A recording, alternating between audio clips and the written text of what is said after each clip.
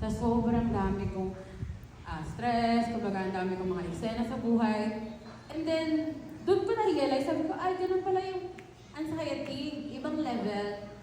Kumbaga, lahat kinatakutan ko na. Ultimo tao, ayoko na makipag-usap sa tao. Ganang level. Kumbaga, ay, ayoko dito, madaming tao. Ay, hindi ako nakasakay ng elevator. Talagang naging phobia na. Hindi ako nakasakay ng elevator. I had to resign from my job. Kasi hindi na siya mentally helpful sa akin. So, ultimo, lahat ng gumagalaw, ayoko sumakay ng bus, ayoko sumakay ng sasakyan.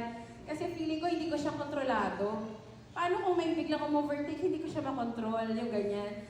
Kumbaga, nagkaroon ako ng anxiety kasi gusto kong kontrolin lahat ng bagay. Yung elevator kasi, di ba, pag pinress mo yung floor, aakyat siya mag-isa. Alam mo, ano pag di ko ma-stop, yung mga ganun. Ganong level na yung, yung utak ko, na talagang, tapos pag minsan malalim yung hininga ko,